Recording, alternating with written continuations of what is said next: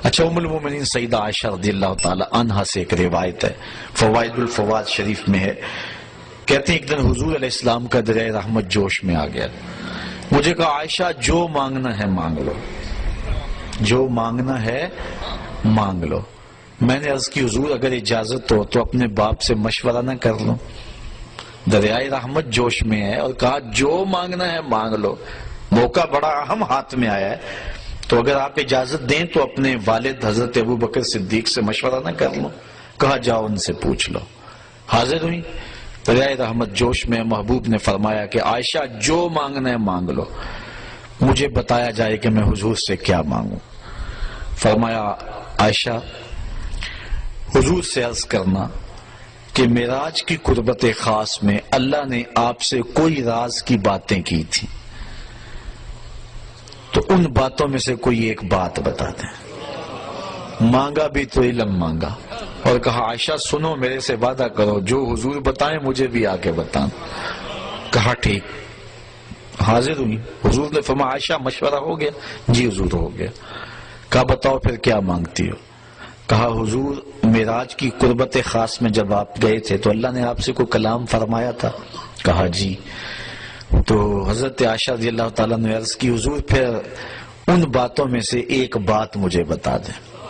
حضور مسکرا پڑے، اس بات پہ بھی مسکرائے ہوں گے کہ میرے یار غار کا انتخاب کیسا ہے، اور اس بات پہ بھی مسکرائے ہوں گے کہ اگر راز کی بات بتا دوں پھر راز راز تو نہ رہا، لیکن خود ہی پہلے وعدہ کیا تھا جو مانگو گے دوں گا۔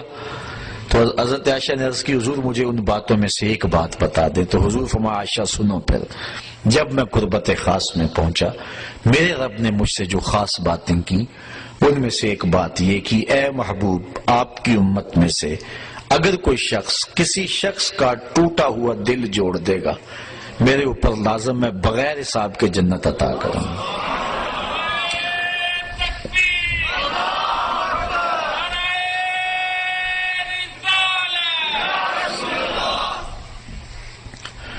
اللہ تعالیٰ پر ویسے کوئی شے لازم نہیں ہے، کوئی شے اللہ پہ فرض نہیں ہے۔ یہ ہمارے عقائد کی کتاب میں لکھا ہے، شرح عقائد میں، شرح مقاصد میں، خیالی سب کتابوں میں لکھا ہے کہ اللہ پر کوئی شے لازم نہیں ہے، کوئی فرض نہیں اللہ پر، لیکن از خود اپنے اوپر کوئی شے لازم کر لے تو یہ اس کا کرم ہے۔ تو کہا یہ بات میں اپنے اوپر فرض کر لی ہے، لازم کر لی ہے کہ جو شخص کسی شخص کا ٹوٹا ہوا دل جوڑ دے بغیر حساب کے اسے جنت عطا کروں۔ ام المومنین بہت خوش ہوئی کہ بسا اوقات کسی شکستہ دل کی بات سن لیتے ہیں، کسی کا دکھڑا ہی بیٹھ کے سن لینا کبھی تو اس کو تسکین ہو جاتی ہے، کسی کی مدد کر دیتے ہیں، کسی کے کام آ جاتے ہیں، کسی کو مصیبت سے نکال دیتے ہیں، یہ تو بخشش کا بہانہ مل گیا۔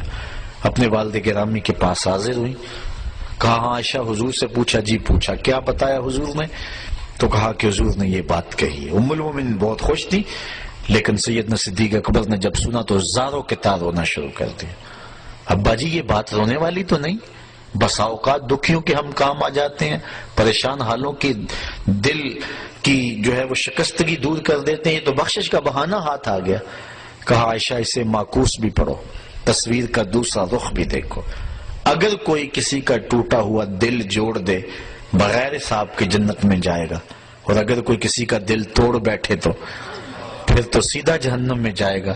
اس لیے میں ڈرتا ہوں کہ ہم سے کسی کا دل نہ ٹوٹ گیا۔ آج کے معراج النبی کے موضوع پہ ہونے والے اس اجتماع سے یہ درس لے کر گھروں میں پلٹنا، ہو سکے تو کسی کا دل جوڑ دینا، لیکن کسی کے دل کی شکستگی کا سامان نہ بننا۔ میرے اور آپ کے آقا و مولا نے تو یہاں تک احتیاط فرمایا اپنے گوشت کی خوشبو سے ہمسائے کو تکلیف نہ دو، یا تو تھوڑا سا پانی زیادہ ڈال لو اور شوربے کی پیالی غریب ہمسائے کے گھر بھی بھیج دو، اور اگر یہ نہیں کر سکتے تو ایسے زاویے اور ایسے وقت میں کھانا پکاؤ جب ہمسائے کے بچے سو چکے ہوں۔ چونکہ بچے اٹھ کے ضد کر بیٹھے اور ماں باپ سے انہوں نے مطالبہ کر لیا، غریب ماں باپ استطاعت نہیں رکھتے، تو بتاؤ ان بچوں کے دکھ کا علاج کس کے پاس ہوگا؟ وہ کیا کسی نے کہا نا، دوپہر کو سلا دیتی ہے بچوں کو وہ اس ڈر سے گلی میں پھر کھلونے بیچنے والا نہ آ جائے۔ لیکن ہم نے ان لوگوں کے درد کو کبھی سمجھا؟ عید کے دن بھی بیوہ کا یتیم بچہ آلو چھولے بیچنے پہ مجبور ہوتا ہے، کبھی بسوں کے اوپر چھوٹے چھوٹے بچے پانی بیچتے اور کنڈکٹروں کے دھکے کھاتے ہوئے دیکھیں. یہ بچوں کے سکول جانے کا زمانہ ہے، لیکن ہمارا معاشرہ بے درد ہو چکا ہے. تو ہمیں کسی کا دل نہ توڑنا، کسی کے دل کی شکستگی کا سامان نہ بنا. جوڑ سکتے ہو تو کسی کا دل جوڑ دینا، کسی کی شکستگی کو دور کر سکتے ہو تو یہ ایک بہت بڑی نیکی ہے، اور یہ بندے کو کہاں کی کہاں پہنچا دیتی ہے. میرے اور آپ کے آقا و مولا کی مجلس لگی ہوئی تھی. ایک شخص ایک کونے سے اٹھا، عرض کی حضور میرا بچہ گم ہے اور مل نہیں رہا، دعا کریں مل جائے. قبل اس سے کہ حضور دعا کے لیے ہاتھ اٹھاتے، مجلس کے دوسرے کونے میں ایک شخص بیٹھا تھا. عرض کی حضور میں ابھی فلاں باغ کے قریب سے گزر کے آیا ہوں، میں نے بچوں کے ساتھ اس کے بیٹے کو کھیلتے ہوئے دیکھا ہے. باپ نے سنا تو دوڑ لگا دی. آقا فرمائے سے بلاؤ. بلایا گیا. بہت جلدی ہے میاں. جی حضور آپ جانتے ہیں باپ کے جذبات کیا ہوتے ہیں. بچے کی ماں لگ تڑپ رہی ہے، ممتا کی ماری ہوئی ماں کو بھی قرار دینا چاہتا ہوں، اور بچے کو دیکھ کے خود بھی آنکھوں کی تسکین کا سامان کرنا چاہتا ہوں. فرمایا ضرور جاؤ، تمہیں روکتا نہیں، لیکن ایک بات میری یاد رکھنا، جب باغ کے کنارے جاؤ بچوں کو کھیلتا ہوا دیکھو، اپنے بچے کو بھی پالو تو بچے کو بیٹا کہہ کے آواز نہ دینا، نام لے کے پکارنا. حرض کی بیٹا کہہ کے پکاروں تو حرج بھی کیا ہے، آخر میرا بیٹا ہی تو ہے.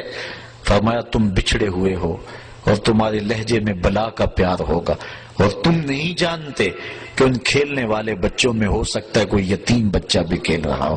اور جب تم اپنے بچے کو بیٹا کہہ کے پکارو گے اس کا دل چھدے گا، کلیجہ زخمی ہوگا.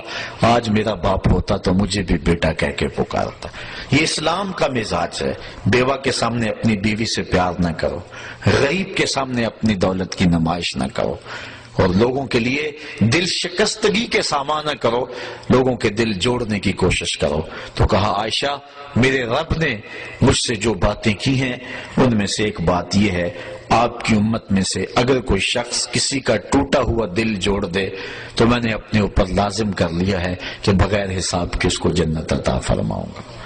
اللہ تعالی ہمیں اس معراج کی برکتیں اور حضور علیہ الصلوۃ والسلام کے سفر کا نور نصیب فرمائے.